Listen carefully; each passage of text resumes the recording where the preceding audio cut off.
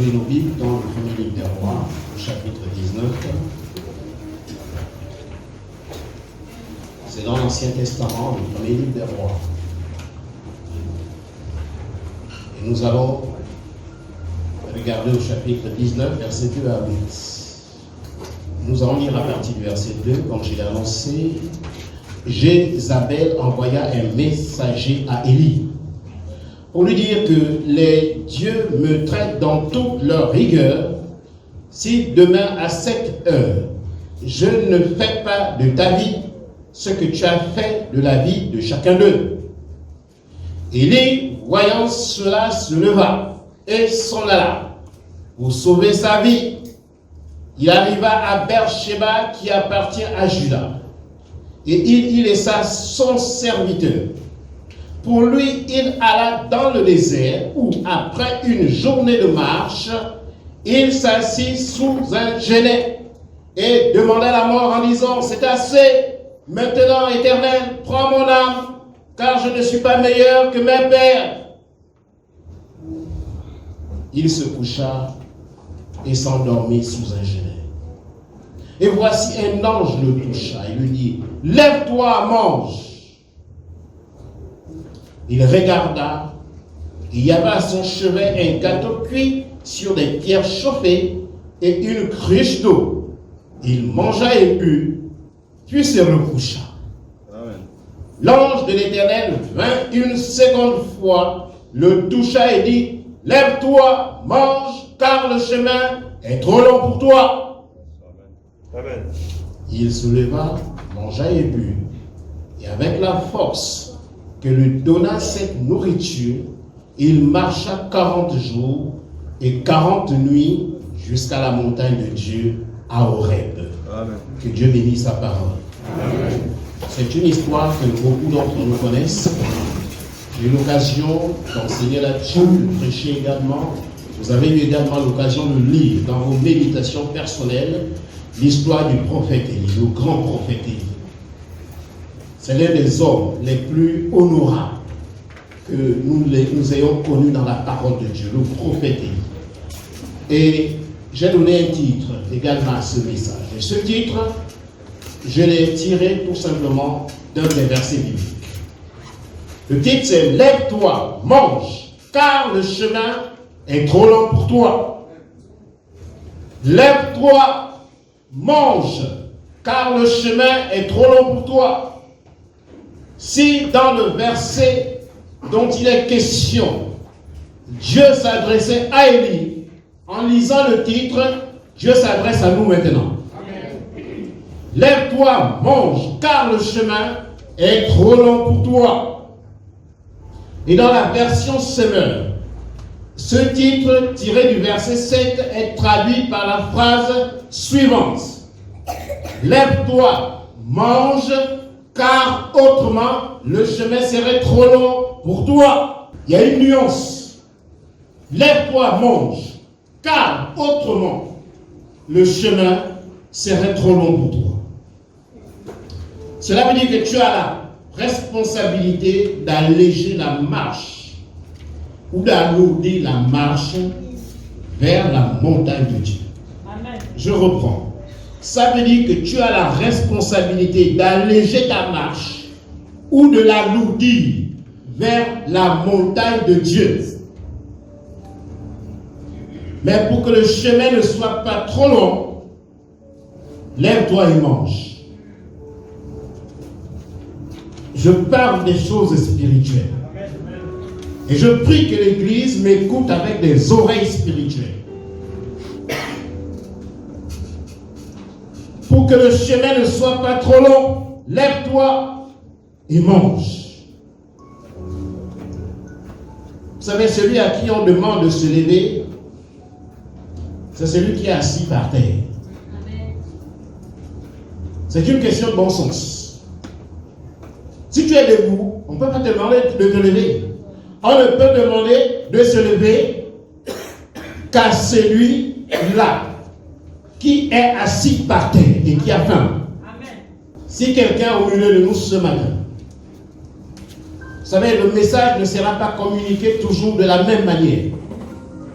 Si quelqu'un parmi nous ce matin, tu es arrivé ici ce matin, et tu penses être par terre, la Bible dit, lève-toi et mange. Autrement, le chemin risque d'être trop long pour toi. Vous savez, Élie était fatigué.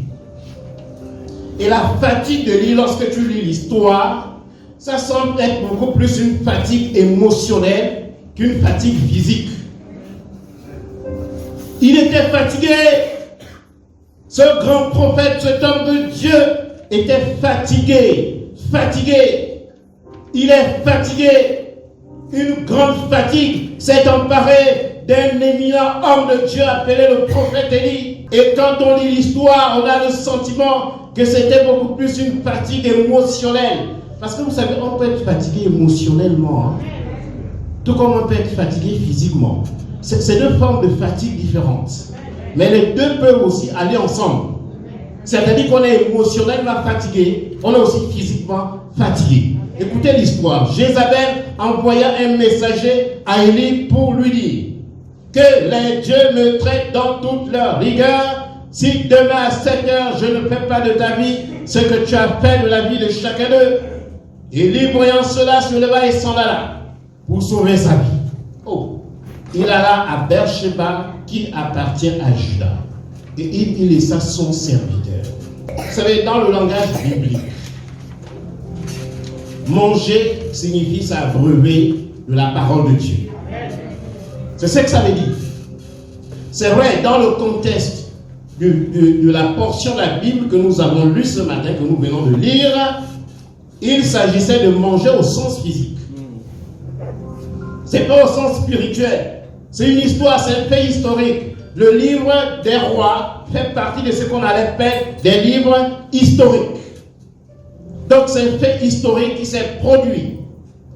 Il est question de manger quelque chose de physique. Mais la Bible dit que l'Ancien Testament est l'ombre des choses à venir. Raison pour laquelle Jésus-Christ, lorsqu'il était face au tentateur, il va dire, l'homme ne vivra pas que de pain seulement, mais de toutes paroles qui sont de la bouche de Dieu. C'était une fatigue émotionnelle. Dieu veut nous rappeler ce matin certains principes de la vie à laquelle Dieu nous appelle. Parce que vous savez, on peut mener un christianisme d'illusion. Et lorsque tu rentres dans un christianisme d'illusion, il va arriver un instant où tu vas jeter l'éponge. Parce que pour savoir qu'est-ce que tu es susceptible de rencontrer sur le chemin que Dieu a tracé pour toi, il faut que tu sois enseigné sur les choses que tu es susceptible de rencontrer sur ce chemin-là. Si tu n'as pas été enseigné, tu vas mener un christianisme rempli d'interrogations. Tu vas t'interroger jusqu'à ce que le diable va te faire croire que est-ce que tu crois même que Dieu existe? Est-ce que cette histoire de Dieu-là, tu crois que c'est vrai? Dieu a-t-il réellement dit cela? C'était la première parole du diable dans le jardin d'Éden. Dieu a-t-il réellement dit cela? Oui, Dieu avait dit cela. Mais pour savoir que Dieu avait dit cela, il faut que tu t'abreuves de la parole que Dieu a prononcée à ton sujet.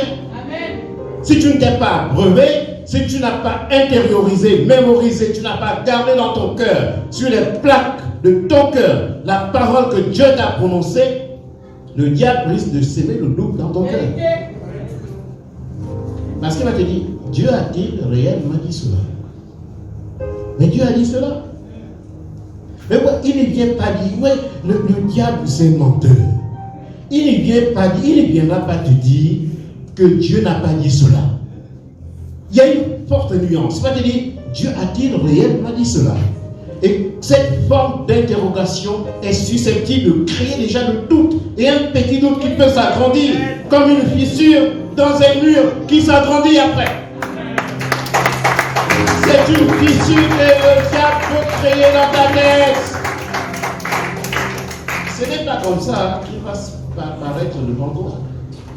Arrêtez cette image du diable avec la corne, avec la queue, c'est des histoires. Tout ça, c'est le diable encore qui est derrière ça, pour vous faire croire que le diable, c'est les cornes, c'est la queue, c'est des histoires.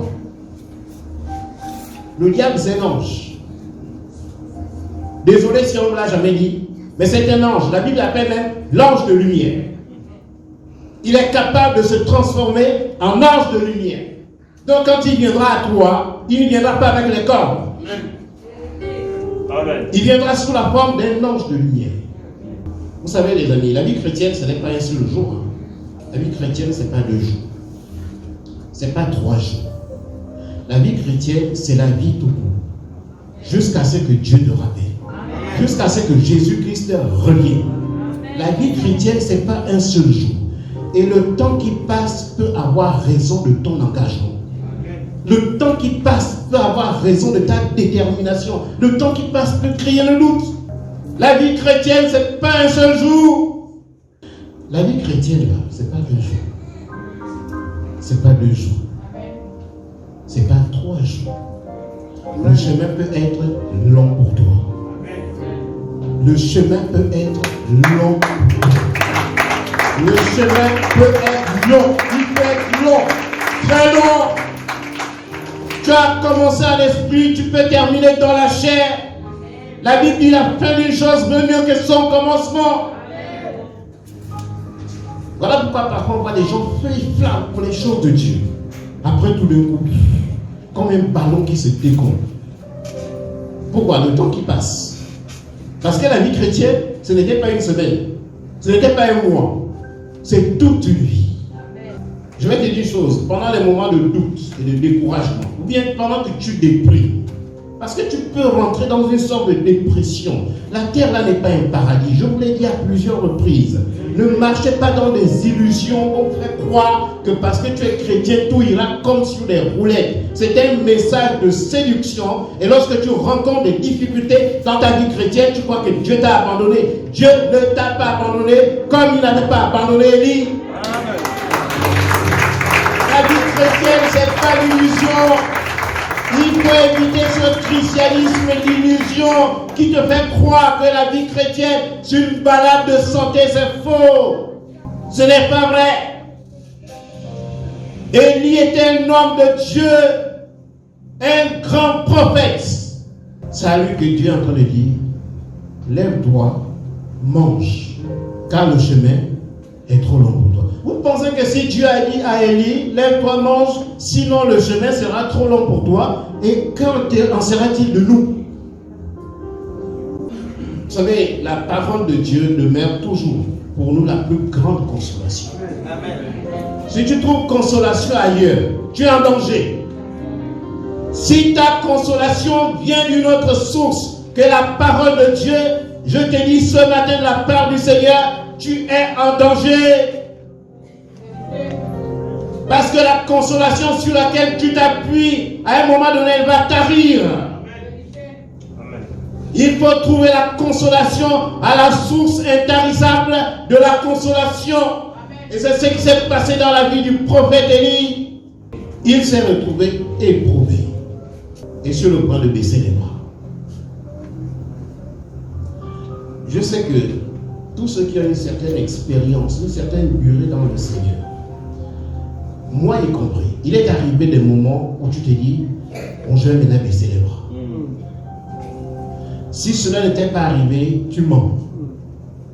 Et si cela n'était pas arrivé, Dieu te dit ce matin que cela est susceptible d'arriver.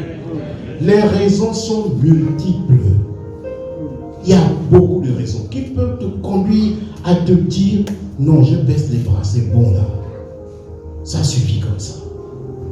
Personne n'est à l'abri de vouloir jeter l'éponge dans la marche à laquelle Dieu nous a appelés là. Vous savez, quand Dieu parle comme ça un dimanche matin, il faut prêter l'oreille. Parce que le jour que le diable va te tenter pour te conduire à jeter l'éponge, tu vas te souvenir de la prédication de ce matin. Tu dois te souvenir de ça. C'est pour cela que la vérité, je serre ta parole dans mon cœur. Je serre ta parole dans mon cœur. La parole qui passe ce matin peut ne pas te servir aujourd'hui. Mais un jour, elle va te servir. Amen. Tu vas te retrouver devant une situation, tu vas dire, ah Seigneur, j'ai envie de tout abandonner. Et Dieu seul sait combien de gens sont passés par les églises et n'ont pas pu demeurer parce qu'ils ont constaté que ce qu'on leur avait dit, ce n'est pas ce qu'ils sont en train de vivre. C'est courant. Il y a même des pasteurs qui ont jeté l'éponge. Leur nombre ne fait que grandir. Ils ont jeté l'éponge. Je dis, on arrête là. J'en connais personnellement. Élie, voyant cela, se leva et s'en alla pour sauver sa vie. Il arriva à Beersheba, qui appartient à Juda. Il laissa son serviteur. Vous savez, le diable n'a pas un autre vœu que de nous voir abandonner la marche. Il faut que tu aies l'esprit de discernement. À chaque fois qu'une pensée monte dans ton cœur, il faut que tu l'analyses. Il faut que tu la décortiques. Il faut que tu fléchisses les genoux. Que tu demandes à Dieu, est-ce que Seigneur, cette pensée qui monte dans mon cœur, c'est une pensée qui vient de toi ou cette pensée vient de l'ennemi? C'est à toi de te poser la question. Parce que la pensée qui monte dans ton cœur, ce n'est pas la pensée qui monte dans mon cœur. Voilà pourquoi tu dois être équipé pour analyser la pensée qui monte dans ton cœur. Parce que le diable nous envoie ce qu'on appelle les traits enflammés du malin. Ce sont les pensées qui montent dans nos cœurs et souvent qui ont pour vocation de nous amener à jeter l'éponge. Et parfois on pense que le jour qu'on va quitter l'église, notre vie va être meilleure. C'est ça que le diable nous fait croire. Hein? Mais tu ne vois pas que c'est très prenant. Tu étais là-bas samedi, tu dois être encore là-bas dimanche. Et il y aura peut-être encore une autre réunion. Et il y aura encore beaucoup de temps. Tu ne trouves pas que tu serais mieux assis chez toi? Il faut répondre au diable que je ne peux pas être mieux assis chez moi. Je suis dans la joie lorsqu'on me dit allons dans la maison de l'Éternel. Tu dois répondre au diable par la parole de Dieu. Ne me réponds pas par ta propre pensée. Si tu me réponds avec ton langage, il ne va pas régler. Il faut répondre avec le langage de Dieu. Et ce langage-là, il faut le connaître. Mais le diable, tu le verras comment. Il envoie ce qu'on appelle les traits enflammés du malin. C'est-à-dire de bombarder des idées dans ta conscience. Et il y a des pensées bizarres qui montent dans ton cœur. Il ne vous est jamais arrivé d'avoir des pensées bizarres. Et mais ça, c'est quelle pensée ça? Je suis quand même chrétien. Je suis quand même homme de Dieu, je suis servant du Seigneur. Mais quelles sont ces pensées mauvaises qui montent dans mon cœur? Elles ne sont pas de Dieu. Ces pensées sont du diable. Dieu ne va pas faire monter des pensées qui ne l'honorent pas. Voilà pourquoi lorsqu'on se repent, on se repent aussi d'avoir péché en pensée. Alléluia. Il n'y a pas qu'en parole, il n'y a pas que par action, il n'y a pas que par omission. Même par nos pensées, on peut pécher. On peut trahir la volonté de Dieu dans nos pensées. Ah Seigneur. Et le diable a fait croire à beaucoup qui ont quitté la foi chrétienne qu'ils ont remporté une bataille. Mais en vérité, le diable leur donnait le passeport pour la mort. Mais ils ne se sont pas rendus compte. Et tu restes là à t'en orgueillir. Tu as quitté la présence de Dieu. Et tu es là. Tu gonfles. Le diable te dit tu as remporté la bataille. Non, il t'a donné un passeport pour la mort. Il faut la lui rendre. Et reviens dans la présence de Dieu. Lève-toi, avance. Car le chemin peut être trop long pour toi. Le chemin peut être trop long, les amis. Surtout lorsque tu as accepté Jésus-Christ très tôt. 1 an, 2 ans, 3 ans, 4 ans, 7, 10 ans, 30 ans. C'est un chemin long. Pour tenir, il faut avoir des outils pour tenir. Pour lui, il alla dans le désert. Et après une journée de marche, il s'assit sous un génie et demanda la mort en disant, c'est assez maintenant éternel, prends mon âme, quand je ne suis pas meilleur que mes pères. Quand il dit que c'est assez, c'est qu'il en avait marre. Il en avait marre. Est-ce que c'était un païen? Non. C'est un homme de Dieu, un grand homme de Dieu. On l'appelle Élie le Tishbite. Cet homme n'a même pas connu la mort. Il a été enlevé dans un char de feu. Et lors de la transfiguration avec le Seigneur Jésus-Christ, Élie était du nombre avec Moïse. Et ça s'est passé pendant la vie terrestre de notre Seigneur. Pourtant, Élie avait été enlevé depuis. Ça veut dire qu'on a affaire à un homme de Dieu d'une dimension très élevée. Et nous voilà en train de dire, c'est assez. Maintenant, Éternel, prends mon âme. Car je ne suis pas meilleur que mes pères. Ça peut nous arriver aussi. Ce qui est arrivé à Élie. Ça peut arriver et dire, Seigneur, j'en ai marre. J'en ai marre de l'église. J'en ai marre du pasteur. J'en ai marre de beaucoup de temps que je consacre. J'en ai marre. Ça peut arriver. Si ça arrive à Élie, ça peut arriver. Ça peut nous arriver. Parce que cet homme avait l'impression de servir Dieu sans résultat. Est-ce qu'il ne vous est jamais arrivé de vous investir dans les choses de Dieu et tu as l'impression que plus tu t'investis, plus tu n'as rien. Les choses se compliquent davantage. Moi, je suis en train de parler. Il y en a peut-être qui ont déjà pris aussi le chemin du désert. Parce qu'il avait pris, dans sa déception, le chemin du désert. Parce qu'il avait l'impression que servir Dieu ne servait peut-être pas à grand-chose. Ça peut arriver. Et si tu es dans cette situation ce matin, ne reste pas par terre. Lève-toi, marche. Car le chemin est trop long.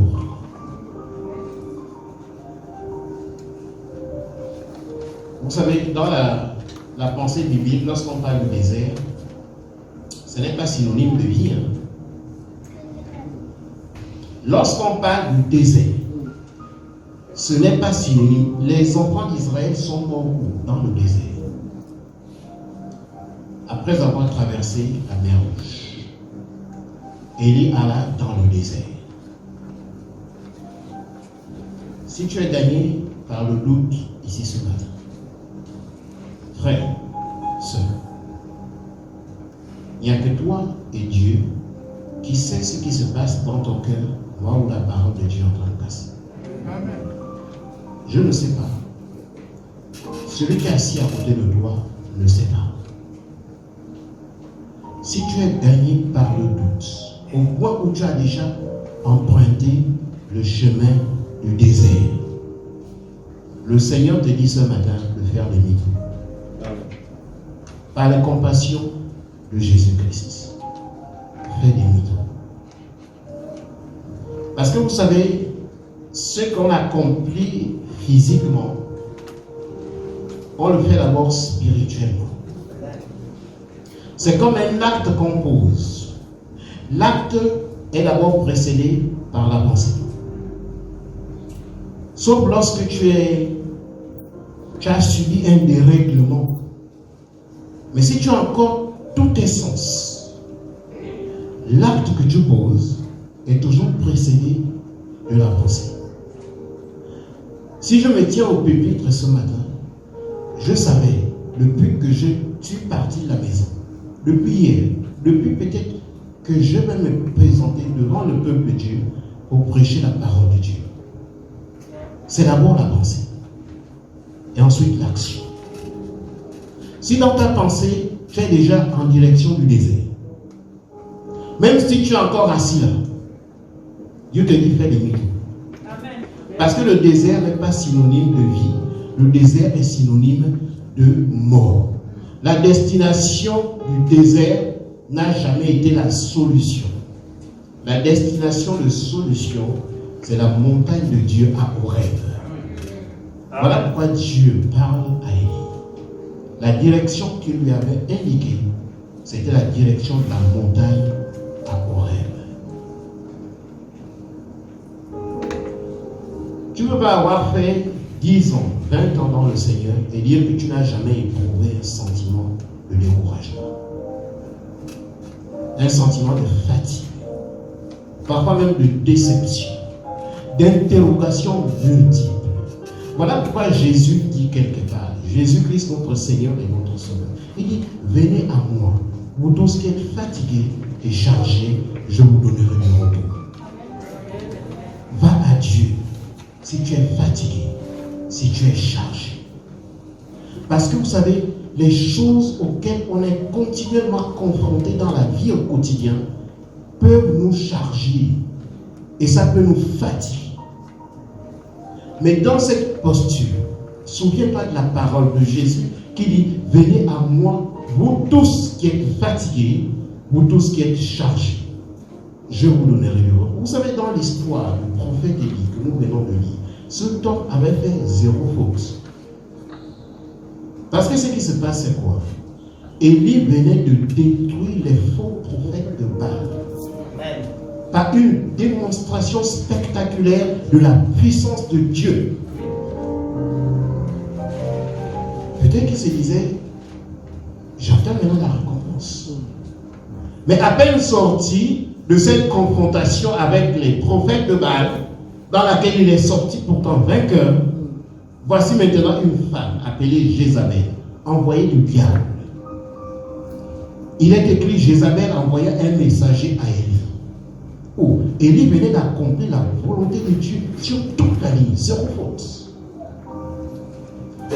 Et Jézabel envoya un messager à Élie pour lui dire que les dieux me traitent dans toute leur rigueur si demain à 7 heures, je ne ferai pas de ta vie ce que tu as fait de la vie de chacun d'eux. Jézabel, c'était la femme d'Akab, qui était le roi. Quand Élie a vu ça, il a dit, mais mon Dieu, je fais quoi maintenant? Je viens de démontrer que le Dieu de la Bible, le Dieu d'Israël, est un Dieu puissant.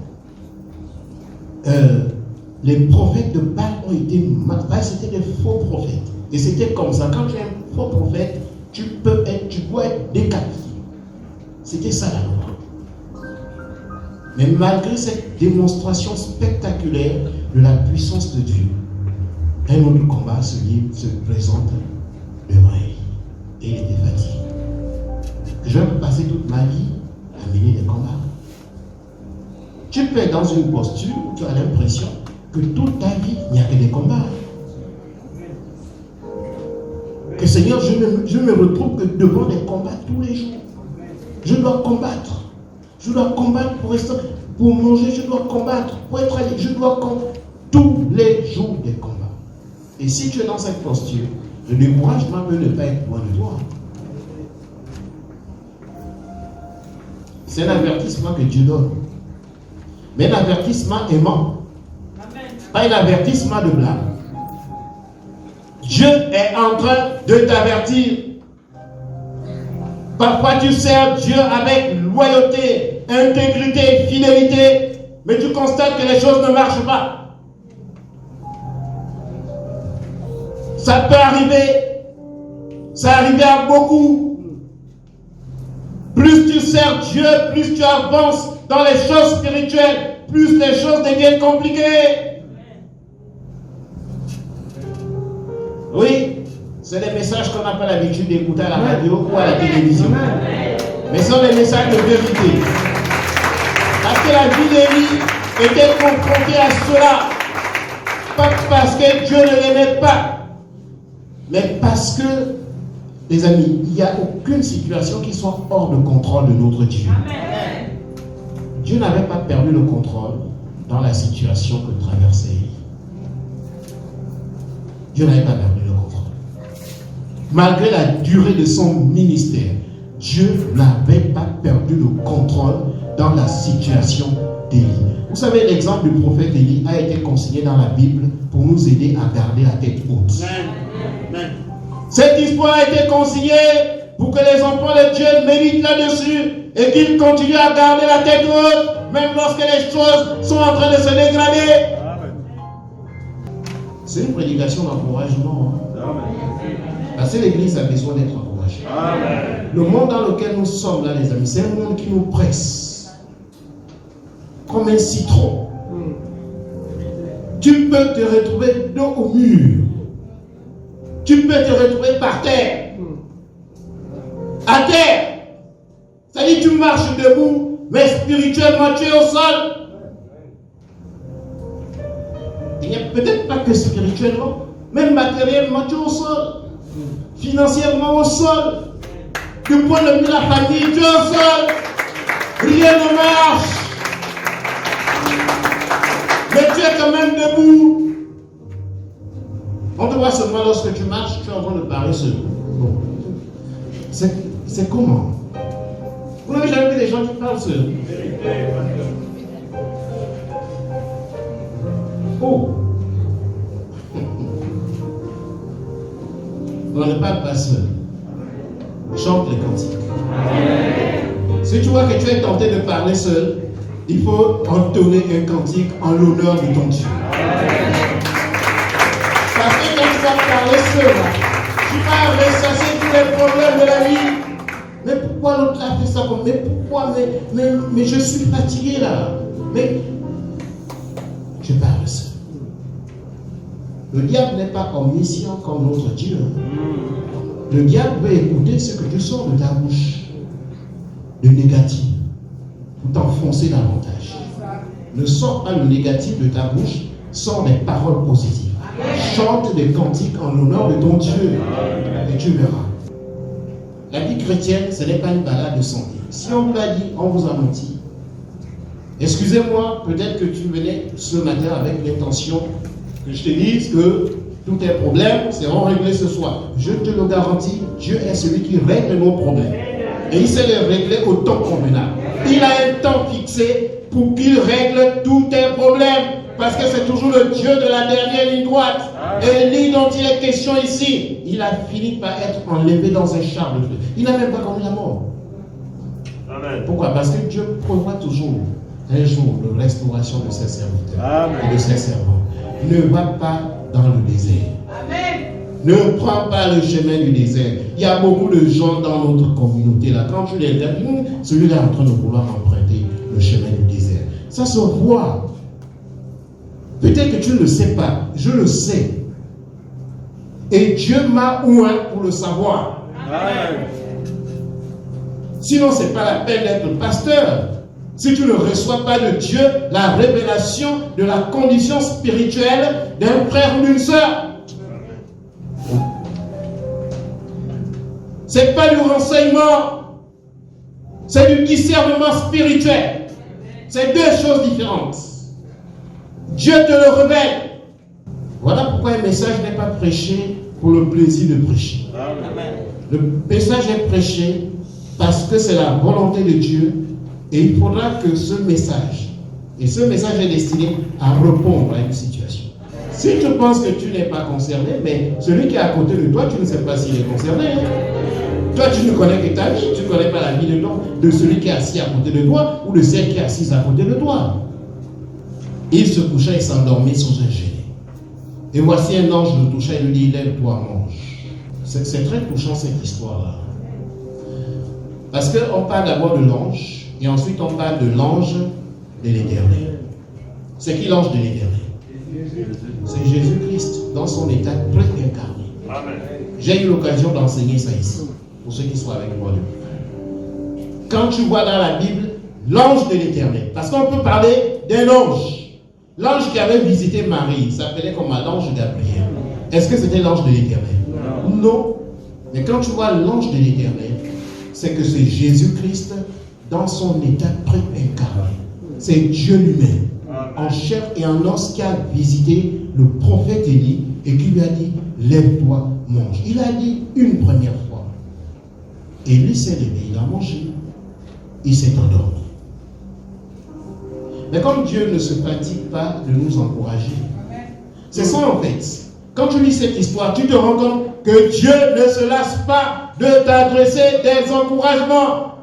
La première fois, Élie a mangé. Il s'est levé, il a mangé. Il a bu. Et après, il a continué le chemin. Non, il s'est endormi.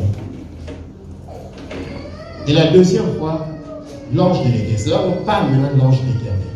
Il lui dit encore la même chose. L'ange de l'Éternel, une seconde fois. C'est le verset 7.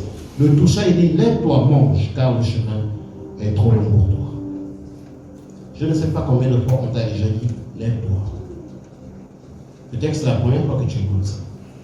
Ou la deuxième fois. Que Dieu te dit, lève-toi et mange, car le chemin est trop long pour toi. Peut-être c'est la millième fois. Ne reste pas sourd indéfiniment. Lève-toi, mange, parce que le chemin peut être long pour toi. Amen. Tu n'as peut-être que 2 ans dans le Seigneur. Et dans 30 ans, si Dieu ne t'a pas rappelé, si Jésus-Christ n'est pas encore de retour, tu es sûr que tu seras toujours dans les voies de Dieu? Voici la question. Parce que le chemin peut être long pour toi. Lève-toi.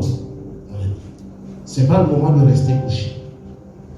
Si tu es tombé, relève-toi. Et il n'est pas interdit de tomber. C'est vrai, ce n'est pas notre destin de tomber. Mais il se trouve que notre nature, parfois, nous conduit à tomber. Amen. Mais si tu es tombé, lève-toi. Ne reste pas couché. Amen. Ne reste pas couché. Lève-toi. S'il te plaît, lève-toi. Le chemin est trop long pour toi. Lève-toi. C'est n'est qu'en mangeant, c'est-à-dire en s'abreuvant de la parole de Dieu, que tu pourras marcher les 40 jours et 40 nuits pour atteindre la montagne de Dieu à Horeb. Ta destination, c'est celle-là, ce n'est pas le désert. Si tu as pris le chemin du désert, fais des nuits tours. Lève-toi, mange. Le chemin peut être long pour toi. Et la force que tu auras après avoir mangé des bulles, c'est ce qui te permettra d'atteindre la montagne de Dieu à Horeb. Vous savez, c'est triste de commencer et de finir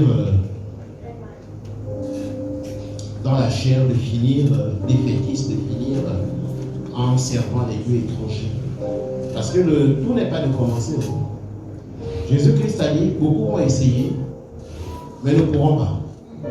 C'est écrit comme ça dans la Bible. Que beaucoup essayeront, mais ne pourront pas. C'est la même chose lorsqu'il dit, il y aura beaucoup d'appelés, peu d'élus. Il dit, efforcez pour de passer par la porte étroite, car beaucoup essayeront et ne pourront pas. La porte là, elle est étroite. Et dans son étroitesse, cela peut même t'écorcher. Dans son étroitesse, cela peut même te blesser. Mais Jésus dit, efforce-toi de passer par la porte étroite.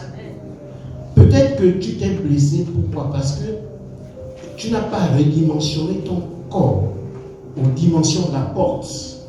C'est un peu l'image du potier qui taille le pot à la dimension qu'il désire. Amen. Dieu va nous tailler. Et ça va faire mal.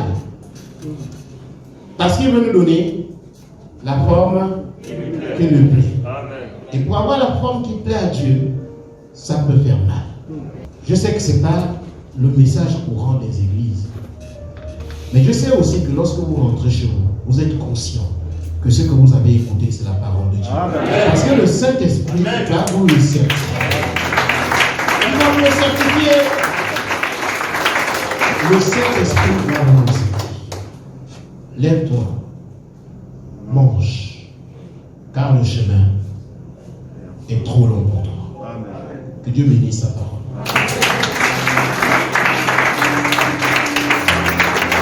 Bénis ta parole, Seigneur. Merci pour ce que tu es et merci pour ce que tu fais, notre Père et notre Dieu. La vie du prophète Élie, Seigneur, nous aide à garder la tête haute. Seigneur, s'il y en a dans la salle, ô Dieu de gloire, je te prie, mon Père et mon Dieu, tu as adressé une sainte convocation aux hommes et aux femmes pour lesquels tu es mort sur la croix. Seigneur, je te prie, Seigneur, si en esprit,